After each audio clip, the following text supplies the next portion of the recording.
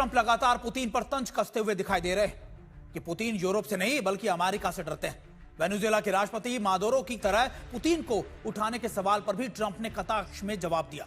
साथ ही महायुद्ध की आशंका इसलिए भी बढ़ती जा रही है क्योंकि यूक्रेन को लेकर ट्रंप बार बार पुतिन के खिलाफ अपनी नाराजगी जताते आए हैं। कुल मिलाकर इस वक्त अमेरिका और रूस के रिश्ते बहुत ज्यादा बिगड़े हुए हालातों में हैं।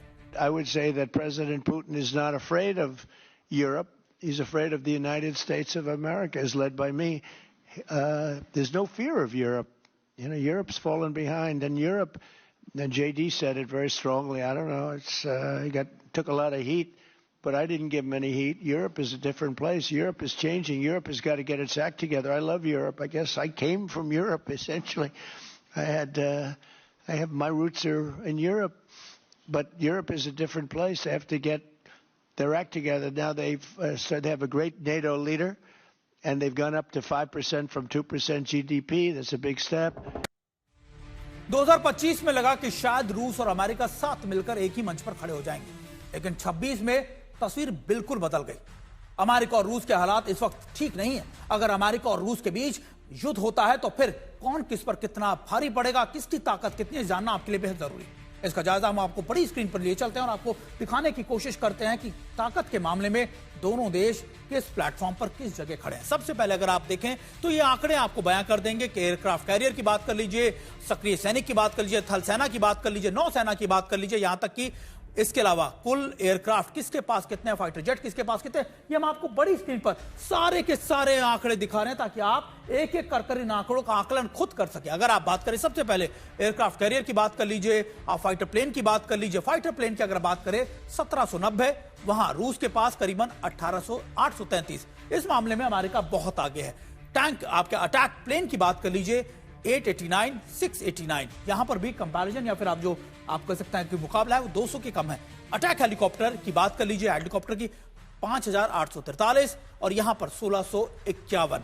रूस इन मामलों में अमेरिका से कुछ कुछ पीछे नजर आता है। पनडुब्बी की बात कर लीजिए, अमेरिका के पास 70 है और रूस के पास 63 के करीब, 63 के करीब। वहीं अगर आप यहां पर आए तो यहां पर आप आंकड़ा देखिए, थल सेना किसके पास कितनी है, 14 लाख की सेना है खासतौर पर अमेरिका के पास, और रूस की जो सेना है वो 7 लाख से ऊपर है। हालांकि इसमें कुछ हम मॉडिफिकेशन करेंगे कि 7 लाख से ऊपर की सेना इनके पास है। वायुसेना की आप बात कर लीजिए, करीबन जो वायु सैनिक है 7 लाख के करीब, और यहां पर भी जो आंकड़ा है वो अलग है। यानी अब न्यूक्लियर पावर की बात कर लीजिए, यह आंकड़ा तो आपने देख लिया, लेकिन अब न्यूक्लियर पावर की अगर आप बात करें कि दोनों देशों के पास कितने ज्यादा न्यूक्लियर बॉम्ब्स हैं, वो भी आपको स्क्रीन पर हम आपको दिखा देते हैं। दरअसल इस समय अगर आप बात करें अमेरिका के पास 5177 यानी 5177, वहीं रूस के पास 5459 के करीब है। और ये आंकड़ा अगर आप देखें तो दोनों की ताकत में रूस आपको परमाणु बमों में या फिर परमाणु वॉरहेड्स में ज्यादा सक्षम नजर आएगा। और ये तब है जब रूस लगातार पिछले 4 सालों से यूक्रेन से जंग लड़ रहा है। अब अमेरिका के 5 सबसे घातक हथियार कौन से, सबसे उन्नत 5 5th जनरेशन फाइटर प्लेन इस समय उनके पास है।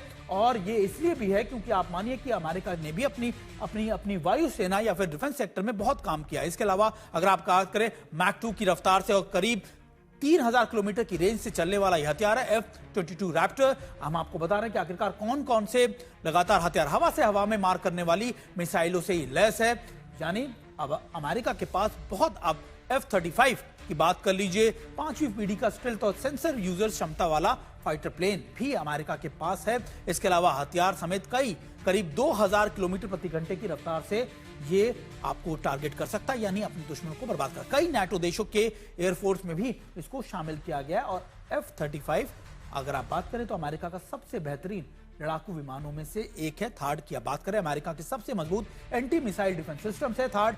यही थार्ड यूक्रेन को भी दिया गया था। इसके अलावा कम, मध्य और लंबी दूरी की मिसाइलों को रोकने में सक्षम है, जो कीव की सुरक्षा के लिए भी तैनात है। यहां तक कि यूरोप के कई देश भी अमेरिका से लगातार ये ले रहे हैं। एडवांस रडार सिस्टम्स और इंटरसेप्ट करने में ये लैस है। इसके अलावा B-2 स्प्रेड बॉम्बर्स जिसकी बात करते हैं, 3 दशकों से अमेरिका का सबसे भरोसेमंद ये बॉम्बर है। इसका इस्तेमाल अभी हाल ही में अमेरिका ने ईरान के खिलाफ भी किया था। पारंपरिक और यानी कन्वेंशनल और न्यूक्लियर वॉरहेड ले जाने में दोनों में सक्षम है। इसके पास जो वॉरहेड्स हैं वो डीप पेनिट्रेट कर बंकर बस्टर बॉम्ब्स भी हैं, रेडार की पकड़ से बाहर रहने की खासियत इसके पास है। और इसकी जो आप कह सकते हैं कि LGM-30G की बात करें, 9,600 किलोमीटर का मार करने वाली इंटरकॉन्टिनेंटल बैलिस्टिक मिसाइल, आप बात करिए, इसका तोड़ जो था वो रूस ने ऑस्ट्रिक मिसाइल के तौर पर लाकर खड़ा कर दिया। और यह भी आपको बता दें कि 24 के करीब, यानी आप बारी 24,000 किलोमीटर प्रति घंटे की मैक 23 की रफ्तार से ये टारगेट कर सकती है। और शायद यही परमाणु ट्राइडेंट का हिस्सा, जिसमें बमवर्षक विमान और पनडुब्बी मिसाइल शामिल है, ये उसका हिस्सा। ये अमेरिका की ताकत हमने आपको बताई। अब आप रूस की भी जान लीजिए, रूस के पास कौन कौन से हैं हथियार जो अमेरिका के कंपैरेटिवली बहुत ज्यादा घातक है।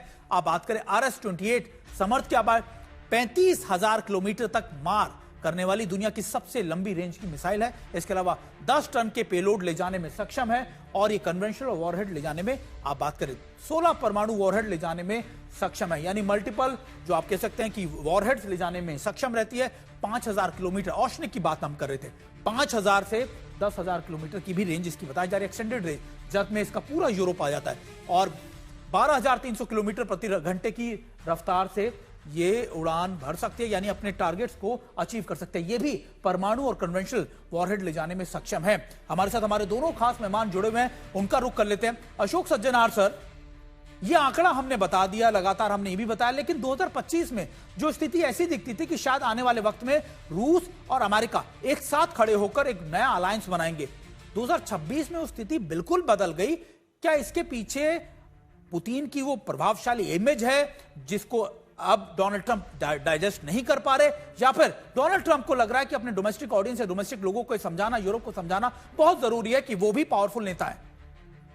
जी, मेरे विचार से जो उनको सफलता मिली है, या जो वो समझते हैं, या जो पूरा विश्व समझ रहा है, जो उनको सफलता मिली है वेनेजुएला में, क्योंकि सभी लोग कह रहे हैं, उन्होंने अपने मागा क्राउड को भी बोला है और पूरा विश्व ये कह रहा है, जो ऐसा और कोई देश, किसी और देश की मिलिट्री ऐसा काम नहीं कर सकती थी जो इनके डेल्टा फोर्स ने करके दिखाया है। वहां पर जाकर चीनी इतने सारे हथियार थे, वेपनरी थी, वहां पर एक अमेरिकी सैनिक को की मौत नहीं हुई, कैजुअलिटी नहीं हुई, थोड़ा एक सैनिक को थोड़ी इंजरीज हुई, परंतु वो मदुरो को और उनकी पत्नी सिलिया फेरेस को लेकर यहां पर आ गए। तो उनमें ये बहुत ज्यादा आत्मविश्वास जाग गया है, जो अब तो मैं पूरे विश्व का सबसे महान, सबसे बड़ा नेता हूं। तो इसीलिए वो चैलेंज कर रहे हैं, पुतिन को चैलेंज कर रहे हैं। पुतिन मानने वाले नहीं है। पुतिन ने बिल्कुल ये बता दिया है, उनके एक टैंकर को, जिस पर उनका फ्लैग चल रहा था, उस टैंकर को उन्होंने जब्त कर लिया है। और ये बहुत ह्यूमिलिएटिंग है, बहुत इंसल्टिंग है राष्ट्रपति पुतिन के लिए। तो मेरे ख्याल से दोनों की तरफ से मैसेजिंग बड़ी जबरदस्त जाएगी, परंतु अगर दोनों ऐसा नहीं चाहते, दोनों में से कोई नहीं चाहता जो उन दोनों के बीच में युद्ध खड़ा हो जाए। ये तो उन्होंने बात ठीक कही है। जो यूरोप से पुतिन नहीं डरते हैं, अगर डरते हैं, क्योंकि नेटो का 70% अगर अंश देखा जाए तो वो अमेरिका की वेपनरी है। तो इसीलिए दोनों में ऐसी भिड़ंत होने की, मैं समझता हूं अगर कोई एक्सीडेंट नहीं होता है तो फिर आशा इतनी ज्यादा नहीं होनी चाहिए। लेकिन संजय कुलकर्णी सर, अमेरिका और रूस के बीच में एक बफर जोन है जो यूरोप है। क्या ऐसा नहीं है कि डोनाल्ड ट्रंप उकसा रहे हैं, लगातार बातें कह रहे हैं, ऐसे बयान दे रहे हैं, जिससे उकसाने के बाद पुतिन ऐसा ना हो कोई कदम ना सिर्फ यूक्रेन के खिलाफ उठा ले, बल्कि कई नाटो देशों के खिलाफ उठा ले, क्योंकि नाटो देश भी उसी राह पे चल रहे थे जिस पे इस समय डोनाल्ड ट्रंप चल रहे हैं। सुमित, जैसे बाजवा साहब प्यारे में उससे सहमत हूँ।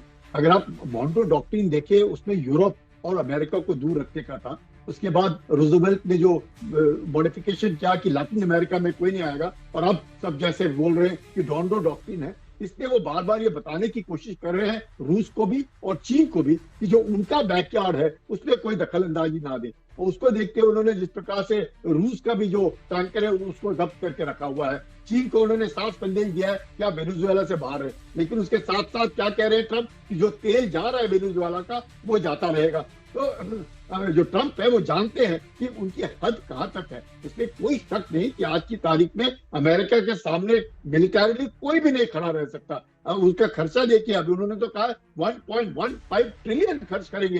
अब उसके नजदीक तो कोई आएगा ही नहीं। जब वो $700 बिलियन खर्च करते थे तो चीन तो सिर्फ $300 बिलियन खर्च करता था, उसके बाद भारत आता था $80 बिलियन को लेकर के। तो यहाँ की आज की तारीख में इसमें कोई शक नहीं, लेकिन जरूर वो ट्रंप जो है एक उनकी पर्सनल केमिस्ट्री है पुतिन के साथ, लेकिन वो पुतिन को बार बार ये समझाने की कोशिश कर रहे हैं या धमकाने की कोशिश कर रहे हैं या किसी तरीके से मैसेजिंग दे रहे हैं कि अब जो यूक्रेन के साथ युद्ध है अब उसका समाप्त होना चाहिए, क्योंकि उनकी छवि, जो ट्रंप की छवि है, उस पर भी दाग लग रहे। ये ऐसे कैसे हो गया कि इतने नंबर 1 मिलिट्री है और ये एक यूक्रेन का युद्ध नहीं रोक पा रहे। इसमें जरूर मैक्रोन जो है, स्टैमर जो है, जब उनके मर्ज जो है वो बार बार उकसा रहे हैं यूक्रेन को कि आप भिड़ते रहो रूस के साथ, और अमेरिका चाहता है कि रूस से भिड़न कम हो जाए, तो कम से कम एक तरीके से उनको भी लगे कि मैंने ये जो लड़ाई है इसको रोकने में कामयाबी पाई है। लेकिन वो कामयाबी जेलेंस्की भी उकसाए जा रहे हैं।